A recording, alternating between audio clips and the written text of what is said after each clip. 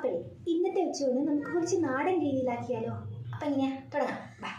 ചോറാകാൻ വെച്ചിട്ടുണ്ട്. അപ്പം നമുക്കിനി സാമ്പാറിനുള്ള പ്രിപ്പറേഷൻ തുടങ്ങിയാലോ?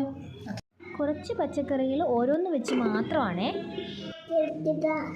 എന്നാ ഇത് ക്യാരറ്റോ? എന്നാ ശരി, ക്യാരറ്റ് ജ്യൂസ് അടിച്ചു തരാം. ചേർത്ത് നല്ല ജ്യൂസ് വേണം. 2 നെല്ലിക്കയും കൂടി ഇടാം. 2 മതിയാവും അല്ലേ?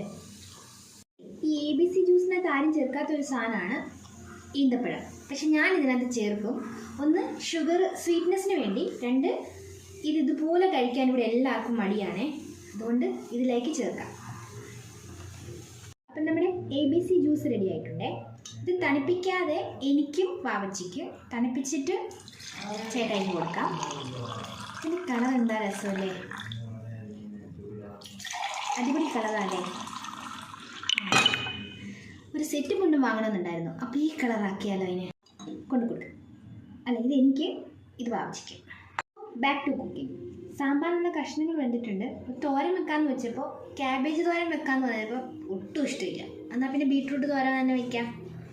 അപ്പോൾ അതിനുള്ള പരിപാടി പണ്ടിങ്ങൾ ഡൽഹി വെച്ച് തോരൻ വെക്കുമ്പോൾ അതിനകത്ത് പേരിന് മാത്രം തേങ്ങ ചേർക്കാറുള്ളായിരുന്നേ, തോരനായതുകൊണ്ട്. പക്ഷെങ്കിൽ ഇവിടെ വന്നതിന് ശേഷം എൻ്റെ അമ്മച്ചി നമ്മൾ എന്തിൻ്റെയാണോ തോരൻ വെക്കുന്നത് ആ സാധനം കുറവും തേങ്ങ കൂടുതലുമായിരിക്കും. 1 തേങ്ങയൊക്കെ ആയിരിക്കും ചേർക്കുന്നത് തോരന്. അപ്പോൾ ഞാനിപ്പോൾ അതുപോലെ തന്നെ തേങ്ങ ഏറെ ഇട്ടാണ് തോരൻ വെക്കുന്നത്. അതിൻ്റെ ഗുണങ്ങൾ വേറെ ഉണ്ടെന്നാണ് അമ്മച്ചി പറഞ്ഞു തരാറ്. സാമ്പാറും തോരനും പപ്പടം കാച്ചിലും ഒക്കെ റെഡിയായി. ലാസ്റ്റ് കുറച്ച് മോരുപൊടി കാച്ചിയായിരുന്നു. അപ്പോൾ ചോറുണ്ടാലോ? എനിക്ക് ഈ ഭക്ഷണം ഉണ്ടാക്കുന്നതിനേക്കാളും ഭയങ്കര ഇഷ്ടമാണ് കേട്ടോ ഡൈനിങ് ടേബിൾ പ്രസൻറ്റ് ചെയ്യുന്നത്.